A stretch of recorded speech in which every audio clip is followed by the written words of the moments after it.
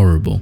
That is how I feel after this chapter. I didn't think it could get worse than the Sword Saint, the massacre, the malediction, the ethnic cleansing that took place. But it can, and it did, and it hurts really, really bad. The relationship between Samura and Iori is so complicated, so heartbreaking, and it's way worse than you would have ever expected. Because up to this point, we only knew snippets. We knew ideas, we knew theories, we knew bits and pieces that led us into all different directions, and really we had no clear answer. We knew how they partially felt, what they've partially been through, but not the experience. We get to see that experience today, and it is one of the worst, most heartbreaking things that you could imagine. But it also paints us a much clearer picture, and we now have a much better understanding on both of these characters, both isolated from each other, but also together.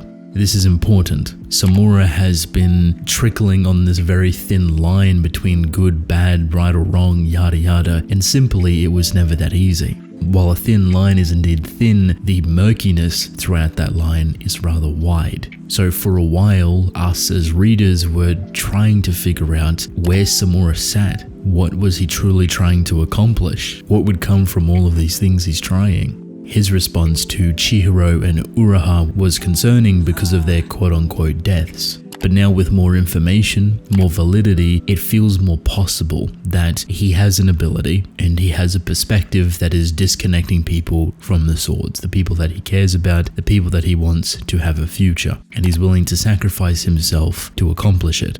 Yes, this could sound like cope, but I do think Uraha is well and truly alive. I think he will serve a purpose and eventually work his way back into the narrative. Similar to how Chihiro mysteriously healed after his deathly quote-unquote injury.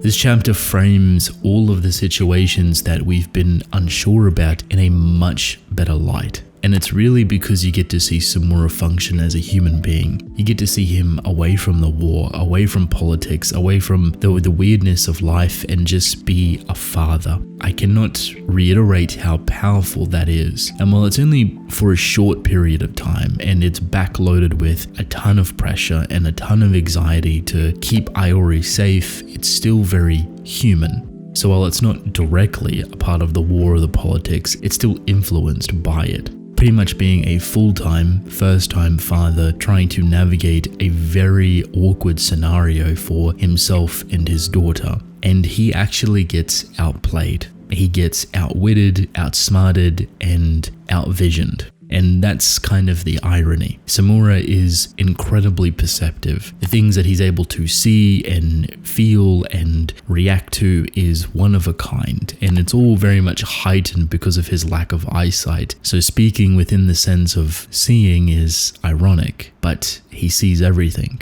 Funny enough, he can't see his own daughter, which is what I would say if were true, but he can perceive her, he can understand when she's lying and when she's going through issues, but it's more so the fact that she can hide it better, that her perception is better of the situation and better towards her father than he can towards her. Does that make sense? Basically, all of the things that she is going through, she's hiding from her father in a very intricate way. Naturally, you would expect him to pick up on it, but because she's able to hide it so well and to minimalize it, does one of two things. Firstly, she's putting on an act constantly, 24/7, and it kind of partially melds with her character. She becomes that act, she lives and breathes that act, and it has to be consistent for her father to find it believable. There is moments where it drops, where she kind of cracks a little bit and crumbles, and this is the second part of it. Stress, anxiety, depression, all of the feelings that you are hiding away, bubbling deep down, waiting to explode. The more you compress it, the more you hide it, the more you neglect it, the worse it becomes. And Iori, unfortunately, is the shining example of that. 6 months, she held on. 6 months, she was strong in lying and deceiving and putting on a strong, brave face. Samura did not suspect anything. He had his concerns and his suspicions, but nothing too serious. But then it gets to a point where it breaks, and it's not even by Iori. It's by external factors. It's by information that's starting to become more publicly known. The massacre, the ethnic cleansing that has caught wind within the community, and it has added so much more fuel to the already burning fire to Samura's name. So if you kind of slightly hated Samura, you hate him a lot more now. If you didn't hate Samura, you're probably starting to hate him. After you find out that piece of information, you view him as a monster, as a killer. But the 6 months that Iori said was perfectly fine, vibing, chilling, everyone was praising him, was actually her getting horribly bullied. She was getting in fights, she was getting in arguments, she was trying to defend Samura. Even the teachers looked down on her. She was isolated from her friends, and she had nothing. No one, no place to go. The only happiness or hope was her father, which feels directly into her own actions, why she was hiding it to begin with, because if her happiness and her hope is her father, she wants to keep that around. If she starts to tell him all of these horrible things are happening to her because of him, he would leave. You would get the story that is Kagurabachi, the seal taking place, wiping her memories, giving her a normal life, and now it all starts to make sense. It all starts to come together. Why Samura done what he done. That very difficult choice to leave Iori behind once the veil dropped.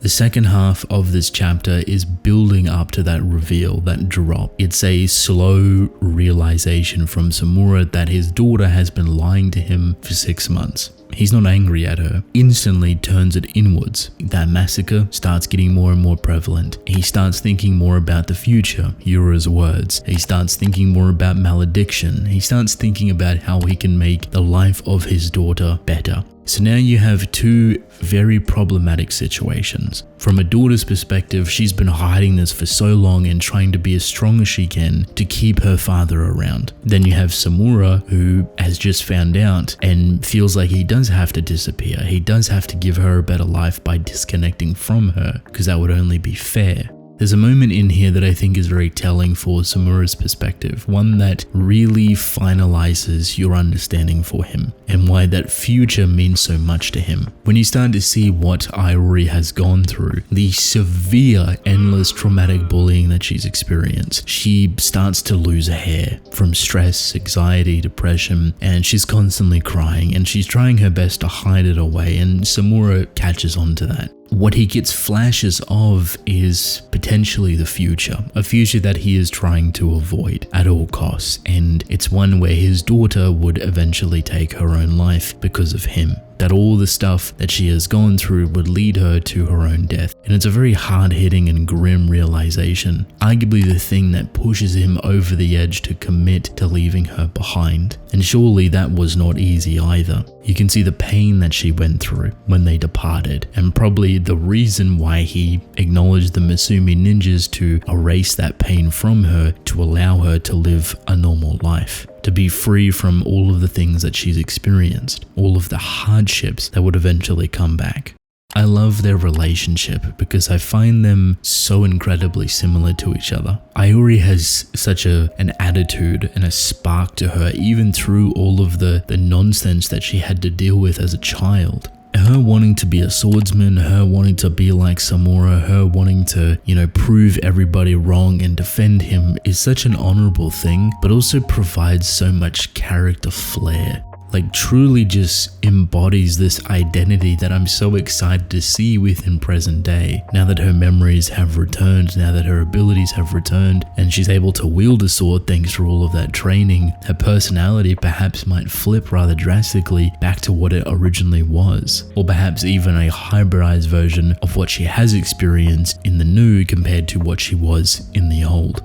I think really at the end of it all, you can view Samura as trying to create a better future for Iori, a place where she can live and thrive away from Samura, away from the war, away from politics, and he's doing everything in his power to do that, which is taking out the swords, which goes back to the whole Chihiro and Uraha situation, disconnecting them and perhaps freeing them. So now we're in a very odd position because Iori has returned, and with the return of her memories and perhaps her identity comes passion, comes anger, comes a lot of different feelings that most likely have been bottled away. If there's anything that you should know about Iori as a child, is that she was so incredibly strong, mentally and emotionally. She had a ton of dedication and willpower to keep moving forward at all costs. So you could imagine what that would look like now. I don't see any version of this story where she sits back down, where she turns around from this entire situation, where she sheaths the sword and lets it all go. Everything that I have seen is that she will move forward with her sword, with Chihiro, and either chase her father down because she's annoyed, she's angry, she's remembered everything, but also it's just in her character, in her nature to help. If Samura doesn't rock up in the next handful of chapters because he senses that his daughter has awakened and he just instantly spawns in, perhaps because he feels like he should also stay away, she will go after him with the help of Chihiro. This is to say that I feel she will become part of the group.